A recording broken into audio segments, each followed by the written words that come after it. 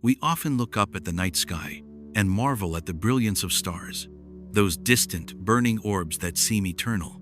Yet, astronomers tell us a different story, a profound truth about cosmic existence. Stars, in their grandiosity, are utterly, beautifully recycled. Their lives, from birth in nebulae to their spectacular deaths as supernovae or white dwarfs, aren't an end, but a majestic transformation. The matter they contain, the very atoms forged in their fiery hearts, are ultimately returned to the cosmos, becoming the building blocks for new stars, new planets, even new life. Our own sun, for instance, is a later generation star, formed from the remnants of previous stellar explosions. Every atom in our bodies, the carbon, the oxygen, the iron, was once forged in the crucible of a dying star. We are, quite literally, stardust, part of an ongoing, immense cosmic recycling program. Now, take a moment to really consider that. A cycle of death and rebirth, not just metaphorical, but tangible, physical. It's a concept that resonates deeply, doesn't it? Because it mirrors a question humanity has pondered for millennia, one that touches the very core of our existence. What happens to time's us asterisk, to our consciousness, our essence, our soul, after our physical form fades? What if the universe, in its elegant efficiency, applies this same principle of recycling not just to matter and energy, but to consciousness itself? What if souls, in some profound, yet to be understood way, are recycled like stars? This isn't just a poetic analogy. It's a concept deeply embedded in numerous spiritual traditions, a recurring theme in humanity's quest to understand death and what lies beyond. And in our modern era, it's finding intriguing, albeit speculative, parallels in the cutting edge of scientific thought, particularly in quantum physics. Think about it. The universe doesn't waste anything. Energy isn't created or destroyed, merely transformed. This fundamental law of conservation applies to everything we can measure. If consciousness is real, if it's more than just a fleeting chemical reaction in the brain, then what becomes of it when the brain ceases to function? Could it too be subject to a form of cosmic conservation, a recycling, a transformation? This isn't about blind faith. This is about exploring a possibility, a grand unified theory of existence, where the cosmic dance of creation and destruction, the endless recycling of stars, might just offer a profound clue to our own destiny. We're going to delve into ancient wisdom, unpack the scientific whispers of quantum mechanics, and ultimately invite you to consider a universe where every ending is truly just a new beginning. For everything, including you. The idea of souls being recycled, or what we commonly call reincarnation or transmigration, is a cornerstone of many spiritual and philosophical traditions across the globe. It suggests that when a person dies, their consciousness or soul, that unique essence of who they are, doesn't simply vanish. Instead, it transitions to be reborn into a new body, embarking on a new life. For instance, in Hinduism, the soul, or times Atman asterisk, is considered eternal. It undergoes a continuous cycle of birth, death, and rebirth, known as times samsara asterisk. The circumstances of each rebirth are heavily influenced by times karma asterisk, the sum of one's actions in previous lives. Good deeds can lead to a more favorable rebirth, while negative actions can result in a more challenging existence. The ultimate goal in Hinduism, however, isn't endless recycling, but times moksha asterisk, a liberation from this cycle of times samsara asterisk, where the soul achieves unity with the divine. Buddhism, while emerging from similar roots, offers a slightly different perspective. It also embraces the concept of rebirth and times samsara asterisk, driven by times karma asterisk. However, in Buddhism, there isn't a permanent, unchanging soul in the same way. What reincarnates is more akin to a stream of consciousness or a collection of karmic imprints. The aim here is times nirvana asterisk, a state of enlightenment where suffering ceases and one escapes the cycle of rebirth entirely. These ancient wisdom traditions present a coherent, albeit spiritual, framework for soul recycling. They speak of lessons to be learned, spiritual evolution, and a journey towards a higher state of consciousness. They suggest that these cycles are not arbitrary, but purposeful, guiding the soul towards growth and ultimate liberation. Now, this leads us to a fundamental question. If souls are recycled, why don't we remember our past lives? It's a common query, and one that these traditions address. Many suggest that a curtain is drawn over past life memories, or that they are muted to prevent confusion and allow focus on the current life's lessons. Some believe that only a small portion of our entire soul incarnates, with the majority residing in a spirit realm, retaining memories. While some individuals do report past life memories, often through specific practices like past life regression, for most, it's a blank slate. This amnesia, it's argued, is part of the process, a necessary component for the soul's evolution. But what about beyond these spiritual frameworks? Can modern science, with its rigorous empirical methods, offer any insights into such a profound concept? The answer, surprisingly, is that while direct proof remains elusive, certain cutting-edge areas of physics are beginning to hint at possibilities that resonate with these ancient ideas.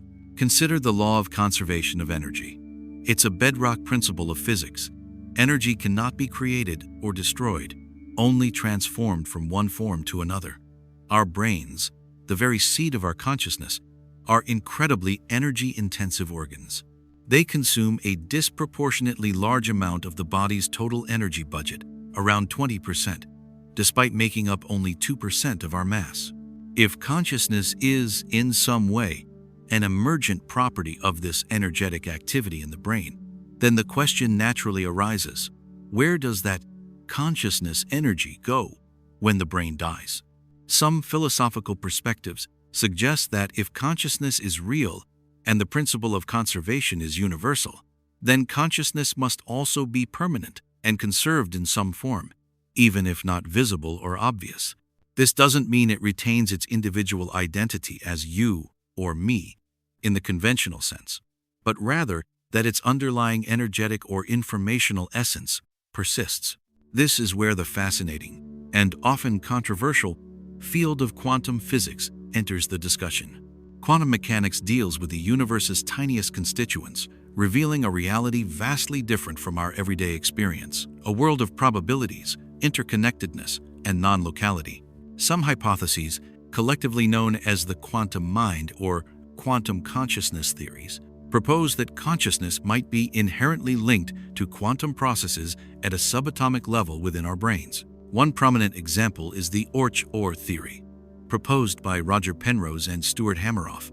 They suggest that neural microtubules, tiny structures within brain cells, could maintain quantum coherence, essentially acting as a single quantum system. They postulate that consciousness may operate as a quantum wave passing through these microtubules, with moments of conscious experience arising from the collapse of quantum wave functions within the brain. Other quantum concepts also spark intriguing parallels. Quantum entanglement, for instance, describes how two particles can become instantaneously connected, regardless of distance. Some speculate if this could hint at a form of collective consciousness or interconnectedness within the universe itself, potentially explaining phenomena like intuition or empathy. If reality is fundamentally informational, as many interpretations of quantum physics suggest, then consciousness could be deeply interwoven into this informational fabric. These are highly theoretical and debated ideas, certainly not mainstream science yet. Critics argue that the warm, wet environment of the brain is too noisy for delicate quantum effects to persist long enough to be relevant to consciousness. However, recent studies are exploring how certain fatty materials in the brain, like myelin, might provide the ideal environment for quantum entanglement.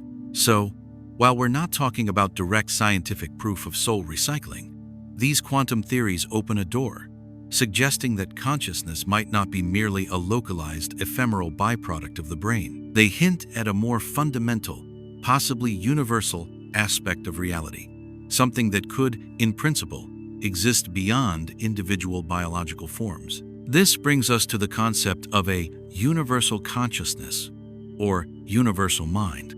This metaphysical idea posits an underlying individuating essence of all beings and becomings in the universe, suggesting that all existence is fundamentally interconnected through a shared field of awareness. Ancient philosophies like Advaita, Vedanta, and Taoism have long emphasized the unity of all existence, and modern metaphysics proposes that consciousness isn't confined to individuals but permeates the cosmos. If we consider this universal consciousness, then our individual consciousness might be seen as a localized expression, a unique wave or eddy within a vast cosmic ocean of awareness. When our physical bodies cease to function, our individual wave might recede back into that ocean, to be re-expressed elsewhere in another form, at another time. It's a compelling idea, isn't it? A cyclical flow of consciousness, analogous to the flow of matter and energy in stellar evolution. Let's draw a more direct parallel to the stars. Stars are born, they shine brightly, they create heavier elements, and then they die. Their death, however, isn't an end. It's a dispersal of these elements, enriching the interstellar gas clouds. These enriched clouds then collapse to form new stars, new planetary systems. Each generation of stars is literally made from the ashes of previous generations. Now, transpose that to the idea of consciousness. What if our individual lives are like individual stars? We are born, we experience, we learn, we contribute, and then we die. Upon our death, perhaps the essence of our accumulated experience, our consciousness, is released back into a universal field. This enriched field then perhaps contributes to the formation of new conscious entities, new souls, or a continuation of existing ones, perhaps carrying subtle imprints or karmic lessons from prior existences. It's not about the same you waking up in a new body with all your memories intact, but rather a more fundamental energetic or informational transfer. This cosmic recycling theory, whether applied to stars or to consciousness, speaks to an inherent order and efficiency in the universe. It suggests that nothing is truly lost, only transformed. The energy of a dying star doesn't disappear, it fuels new creation.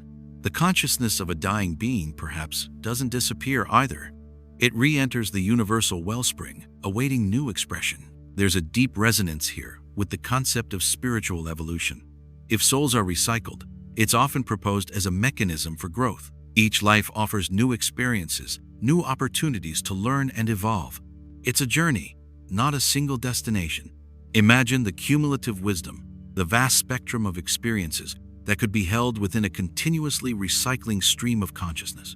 This perspective gives profound meaning to suffering, to challenges, seeing them as catalysts for growth. Of course, this raises many questions.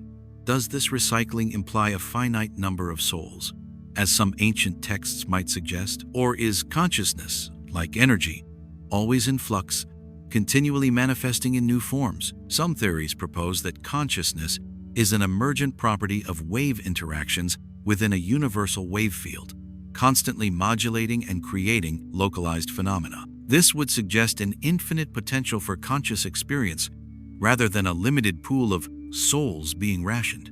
The sheer scale of the universe also offers a humbling perspective.